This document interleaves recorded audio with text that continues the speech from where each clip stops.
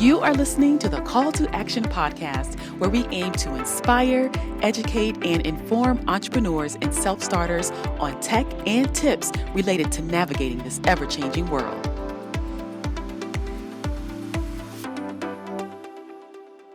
Hello, everyone, and thank you for tuning in to episode 36 of the Call to Action podcast.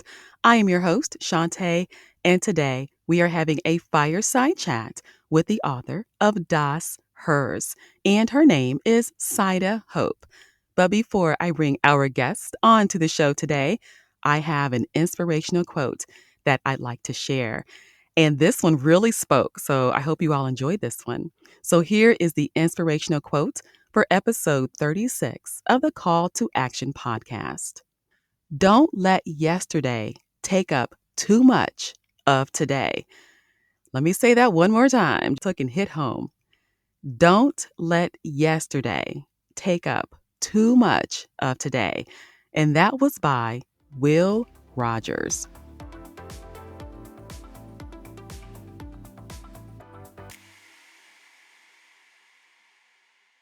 If you missed episode 35 of the Call to Action podcast, as always, it is a must listen. My guest for that episode was Ethan McCaffrey, who is an author and a musician. Ethan shared great stories about his experience being a seasoned musician, as well as tips for upcoming artists. Ethan also shared one of his songs in the podcast, which I will admit, I really enjoyed that song. So make sure to go and check it out at ctamarketing.biz. And when you're there, click on podcasts on the main menu to access that episode as well as past episodes. But in the meantime, here's a clip for you to listen to from that episode. You write books because you have to. You know, if you become a musician because you want to get a lot of chicks, you're in the wrong place. You know, Yeah. it's you do it because you have to get it out. You're investigating things, right? Mm-hmm. And you're trying to express yourself in a nonverbal way from a musical perspective. The other reason why I do it is because I'm fascinated with the technology of doing it and being able to do that all by yourself on a computer sitting in a room somewhere is so different than what it used to be even 20 years ago. You had to get studio time. You had to hire producers.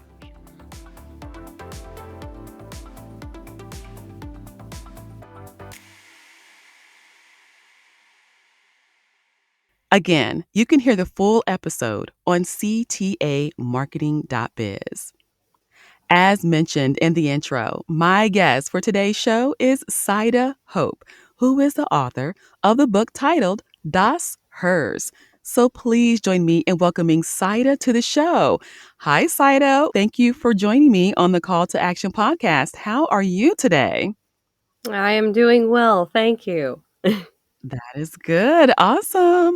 Okay, now, Saida, I like to have fun. I like to have icebreakers on my show. It just kind of lets people know about you as a person. That's why they're called icebreakers, right? Mhm. So today, the icebreaker for you is for you to share the decade that you love the most. It is certainly the Victorian era. Not that I would wanna live in it, but, but I do enjoy that as, inspiration for writing and settings for stories. There's just a certain charm to it, and it's kinda one of the cool things about it is that technology has really made every part of the world today pretty much look the same, and yet when you go back to Victorian times, the world looks so different depending on where you are. So it really gives some unique flavors to the stories if you utilize that. So that is my favorite time period.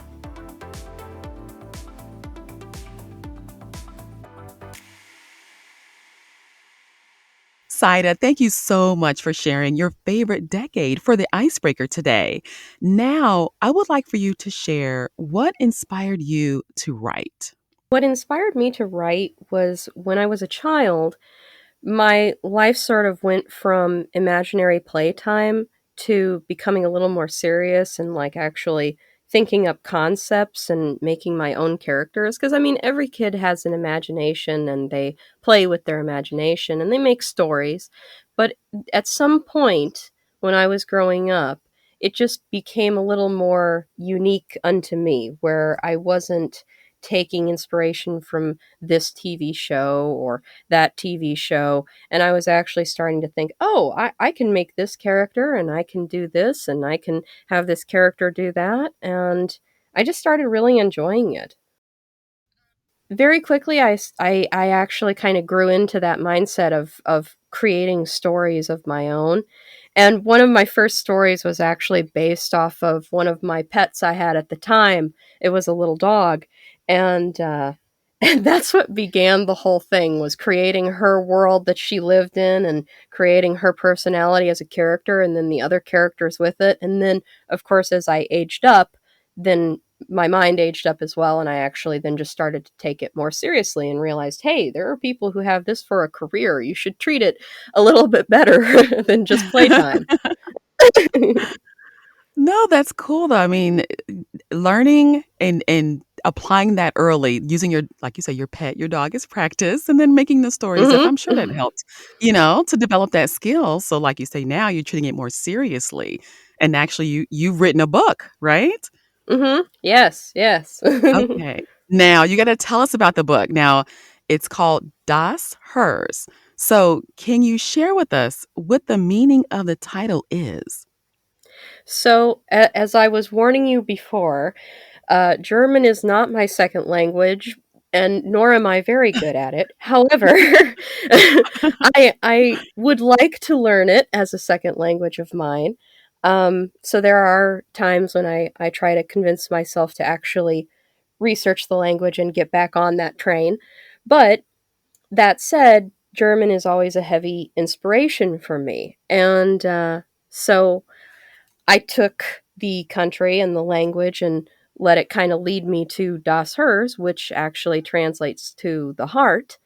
And it's a story that is, to sum it up quickly, it's basically a story about war, death, violence, and vampires sprinkled in through the through the end of that. Oh, a little science fiction going on in there. Okay. Mhm, Okay. yes, yeah. It's funny because I think nowadays, whenever anyone talks about vampires, they immediately think of Twilight, and Mhm. I'm Wait, you know what's I'm a funny? little Oh, what? I've never seen any of those movies. Oh my gosh. You're not missing anything. I seriously Okay. feel you're not missing anything. I haven't seen any of them. The most enjoyment I actually got out of Twilight, because I love all things fiction. So I mean, regardless of whether it's a romance or just a good old fashioned, like um kind of Fast and Furious sort of story, I go see it. I enjoy seeing it. But I Yeah. think what I enjoyed most about the Twilight series was the propaganda that was around it and how everyone reacted to it. And I feel like it was geared towards a very specific audience, it's very angsty. Let's put it that way. And not necessarily in like a romantic term. It's just angsty because every character is unhappy. Every character is trying to find their happiness based on someone else's happiness. And it's just like, wow, it's the type of movie that you would leave the theater exhausted as though you've been Oh. doing something instead of just sitting watching and relaxing. And I don't mean to say all that as like negativity or anything. I don't mean to poop on it, but that's just how it feels. That's the way it is. Okay, okay. Well, I don't know, maybe I won't check it out. I don't know, we'll see, we'll see. But back to Das Herz. Let's get back to the heart. Yes, yes. My what Why I even got off on that is just because I was going to say, my type of vampire is not at all like that. It has nothing to do with like the romantic ideal that, oh, see, a vampire is attractive, it's an undead creature. No, I actually like the good old fashioned, they're monsters. This is something to be scared of. This is historical fiction and folklore that people were scared of. And so I like tapping into that. And I just felt like the idea of war was a very good medium to use that kind of violence and that kind of idea because there are very few things that are scarier in the real world than war and real enemies in war. So I thought, oh, that'll be kind of cool. So that's the basic vibe of it, if you will. Oh, cool. Okay, now has it been released already? Is it due to be released? It has been released. Yes, I actually released it last year. It was May 23rd, I believe. Okay, cool, Yeah, cool. and it's out. It's paperback and ebook. Okay, great. Paperback and ebook. Are you looking at doing any audio versions of the book? Yes, I am. Yeah. Is that a secret? Wait, I uh, just blew a secret. no, no, you're Okay. fine. No, my plan was actually because audiobook is a new territory for me. I've advanced in my ability to edit because I do have a YouTube channel and I enjoy making short videos and just kind of having fun with the medium of editing. Mhm, And so I'm self taught and I'm teaching myself a little better and better. And I feel like I could actually construct a nice, good quality audiobook at this point. mhm. So I was like, okay, I should start thinking more seriously about this. And so now I'm actually trying to get in contact with voice actors and just some different folks that might be interested in that type of project. I certainly don't want it to be any strenuous thing. I want it to be a pretty enjoyable process all the way around for everyone. So hopefully it'll all go smoothly. Cool, that's good. Hopefully so.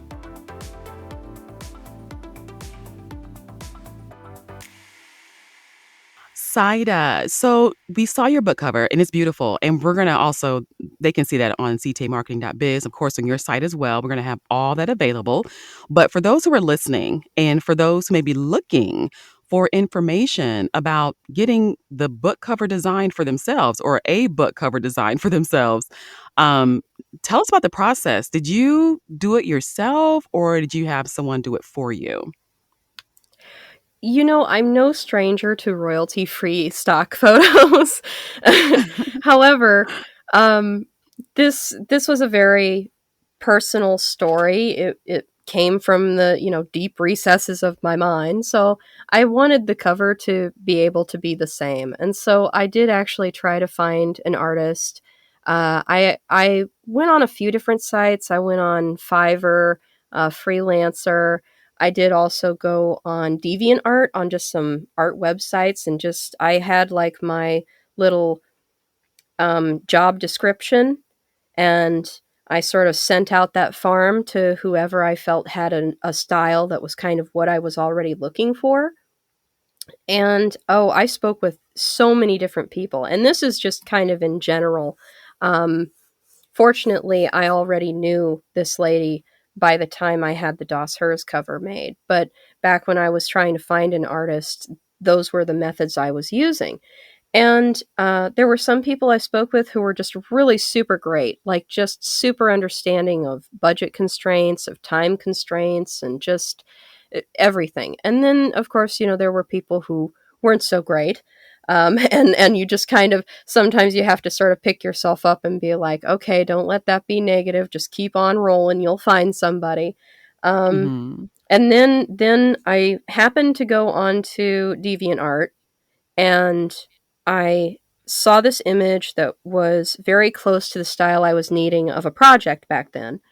And so I contacted the lady and I'm like, would you be interested in working with me on this? And, do you have an interest in this?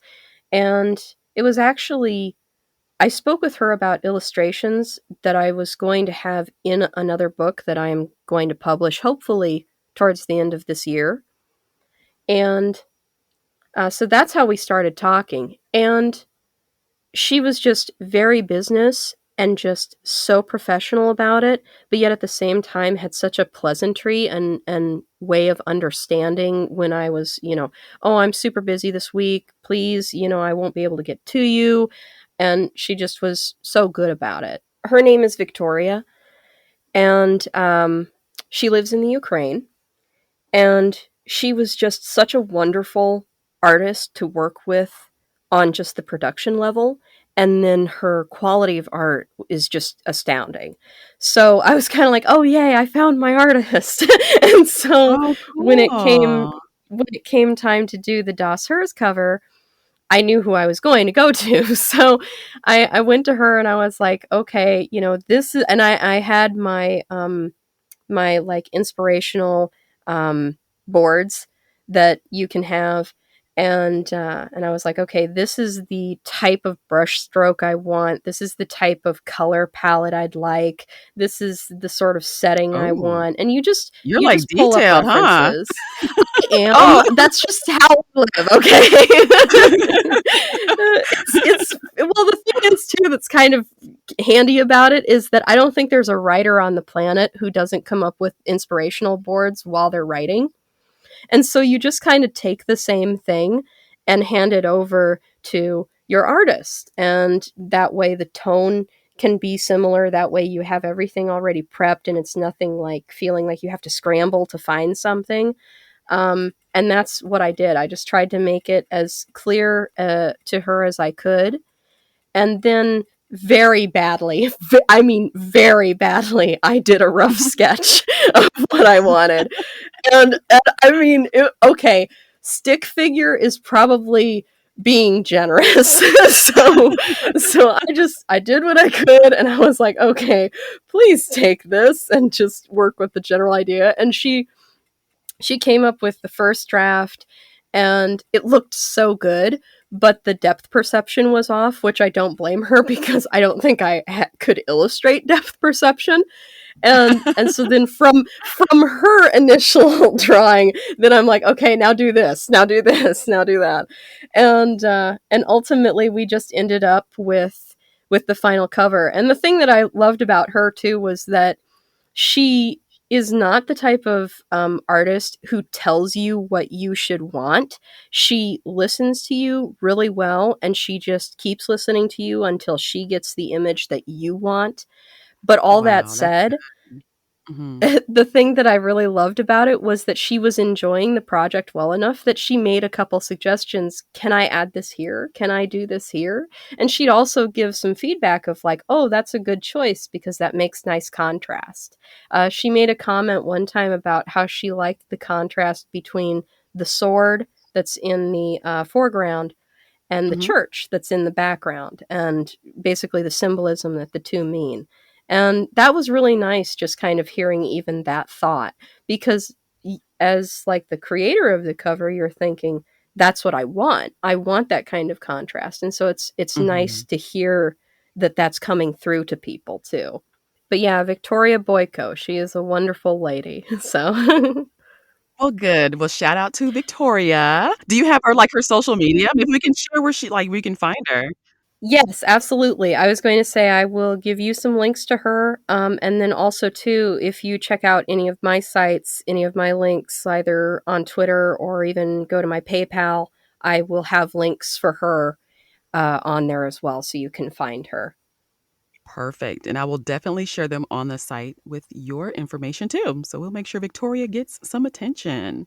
Wonderful. Okay. Yes, definitely, definitely. I was gonna say just the fact that with the internet, like, the technology makes things like everything is so close now, you know? So, like, you're working with Hmm. someone that's out of the country, and Yes. and the other yeah, I did an episode a few episodes back where I had 3 people who had never talked to each other write a whole song for a buck.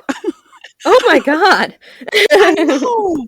I'm like, "This is wonderful." It just shows how people can really get creative, and when they wanna make something happen, they can make it happen, and I think the Hmm. internet just helps and just make sure it helps to break down the barriers, people work together and come together, and it just makes it all work. Yes. It's just beautiful. It's just beautiful. Yeah. Well, because on that note, kind of funnily enough, the lady who I have as my proofreader, I think originally she was stationed, which please forgive me, I don't have the same links to her as I do to Victoria. It's been so long and I just don't am not in that much contact with her like I am with Mhm. Victoria usually. Um, but I mean, she certainly did a very good job as well, and she was very patient with me because I had never had to send out a piece of work and then have to like review it like that. And she was just very patient with me through the whole process. So she did a wonderful job as well. However, what I was going to say is that I think originally she was in New York City, and then she moved to Arabia or Pakistan. I Oh, forget which, but somehow her job took her over there, her main job. And so it was very interesting working with someone who's on a completely different time schedule. And just it felt so fluent between us. And then now one of the people I'm talking with about the audiobook, he's actually in Australia. So wow. it's a very nice thing that you're not inhibited by the technology of the time. So that's a wonderful thing. Yes, yes, that is wonderful. So I have another question for you. This one's related to marketing your book. Now, some people do paid ads, some do social media. Like, what methods have you used to market your book? So, when it came to marketing my book, the first thing I did was actually make a little book trailer because, again, it tapped into that editing side of me that I enjoy. And so I put together a nice little book trailer. Um, I even sent like a draft of it to Victoria because she was the only other creative person I was really talking with, and I was like, "What do you think? Give me some feedback."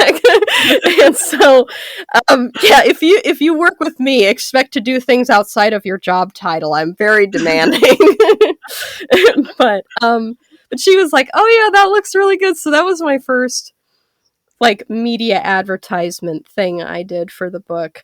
Um, and then after that, I joined Twitter and I got a little more serious with my YouTube channel. And I tried to pick outlets that did not feel cumbersome for me to keep up with, because that is certainly the key to a lot of it. Is you don't want to pick things that are a chore. You want to do things that come pretty naturally to you, so that way you're more inclined to do it. It's just like losing weight. Don't necessarily go cold turkey on the Easter bunny chocolate bar. Right. Just eat the ears. Right. so I tried to pick the things that I understood the platforms of really well. The interface was super easy for me to understand and feel comfortable with, and then I could enjoy actually taking part in. And so I really enjoy Twitter, which is where I met you. Yes. and Yes. and it's really cool because like there's such a supportive community of authors on Twitter Oh, that yeah, the I writing sort of community, hashtag writing community, yes. Yes. Yes. And I Mhm. fell down this rabbit hole unexpectedly of this sort of kumbaya little group where it's very easy to talk to everyone about what's going on, and you can relate to them, and or you don't relate to them, and it's really neat to hear how someone who does the same project can be so different from you. That's also really cool. Um Yes. but yeah, so I've enjoyed Twitter, I enjoy YouTube. I've just now started with a PayPal. Not that that's necessarily advertisement for my book, but I'm trying to put myself out there in platforms that I'm comfortable with. So, Mhm. but oh, Yeah, and no, I I'm saw your video that you did, your YouTube video. It was kinda funny. The one with the, weird titles, weird book titles. yes, yes. I thought that was so funny. Thank you so much. That is my favorite one I have done. And what's I really enjoyed funny, it. thank Mhm. you. What's really funny Yeah. is that my mom actually watched that and she looks over at me and she says, "You're actually funny." And I'm like, "Thanks for noticing." 31 Yeah, years you're later, a natural. thanks. Right. Yeah, you're a natural with that one. Some of those titles were hilarious. I think one was, like, knitting with your dog hair. I'm like, Yeah. "Someone really wrote a book about that?" Yes, yes, and I feel like a lot of that stuff was done too for comedy's sake, and that's what I Mhm. loved about it. I enjoyed it that people were having so much fun with their own titles, and then I mean that just made the whole video feel more enjoyable because it was just funny to poke fun at it then too. Yeah, that's my Yeah. favorite one so far. You did a great job. You did a great job. Actually, Thank I may you. have to put Thank that one you. with your page on the website. Just because I may enjoy that one. It was funny. Oh, wow. That was a good one. That was a very good one. The other idea that I have for the advertising was originally I was going to look into doing traditional publishing. But in all honesty, I actually really enjoy self publishing. And it isn't so much about the idea that I have complete control. That really doesn't bother me. What I like about it and what I prefer about self publishing is that I enjoy the process itself. And so I actually look forward to doing everything myself. So it's not really a control thing for me so much as it's just a enjoyment of the actual project. Um, so I passed on the idea of traditional publishing, and the next big step that I'm going to actually be taking this month still uh, Mhm. is going to get a publicist. And I found a really nice lady. It's kind of funny because how she out of everybody who put in applications for doing publicist work for me, Mhm. I chose her because she pretty much had me won over when I went to her site, and she had a charity for kill shelters for animals, and I was like, oh. That's Mm. wonderful. This woman is an Wow. animal lover. You don't get better than that. And that's Right. something I can certainly connect to, and I just thought that that shows like wonderful thoughtfulness of her. And It so does. I'm going to be moving forward with this publicist lady, and we will see how it all turns out. But that's my big step in advertising my book, is actually getting someone to promote me. Okay, no, that's good, it's good. I like asking that because, people, they do different things, and some Mhm. haven't done any marketing at all. They'll admit to that too. They'll say, "You know what, Shantae, I haven't done anything." And then there's some that, they that they do their own, they may do social media, and a lot of people use Twitter. I think just because the community, like you say, is so supportive, but you can reach a lot of people, and then YouTube, like what you're doing. So, Mhm. sounds like, you're doing a really good job too with getting information out. Plus your personality is really funny, and I think people can connect with you. Aw. So, yeah, I'm gonna show you a video because to me, I like to laugh. So I'm like, it was funny to me. I'm sitting here watching, I'm like, Oh, "She's funny." well, And your thank editing you. was good. I Thank like you so much. You're welcome. I like how you edited, had the pieces put together, and I was like, "She's good at this. She's really good." So, yeah, that was very, very good. So, yeah, thank you for sharing that, Saida. Well, thank you very much. You're welcome.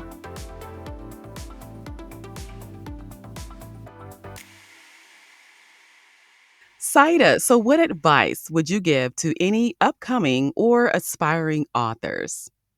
It's hard to give advice to up and coming authors when you're still an up and coming author yourself, and that even if you do have success, maybe just don't lose that, and try to keep that element of it feels like a new experience with every project you do, because you can certainly get set in your ways, but just like with changing settings of your stories and changing concepts and all that, don't be afraid to take that over into your life as well, and sort of change up just how you create or how you even view yourself as an author.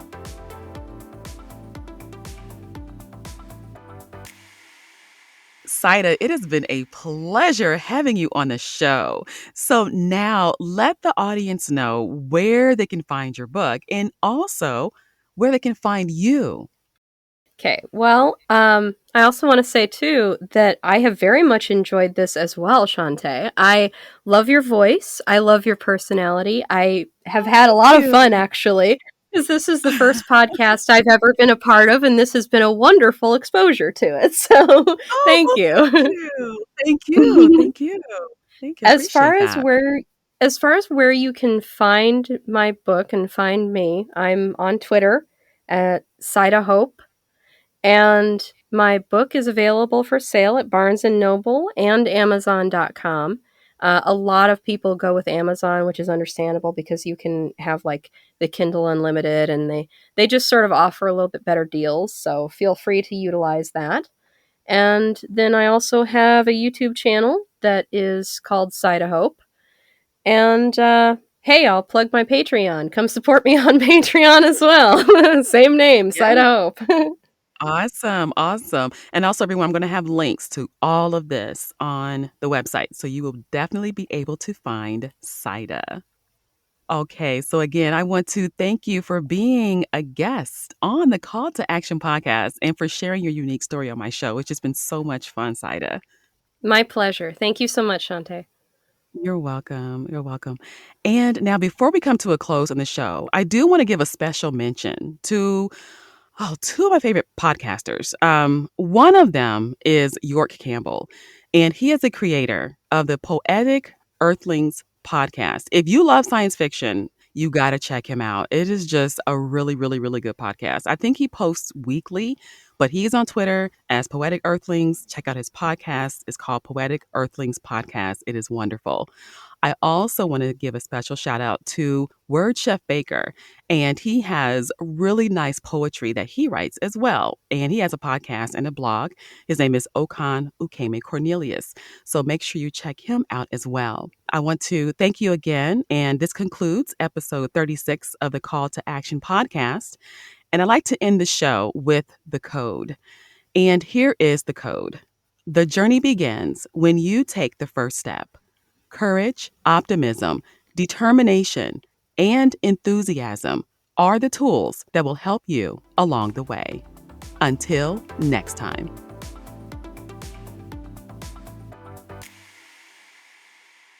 Thank you for joining me on this episode of the Call to Action podcast. Make sure to visit me at ctamarketing.biz.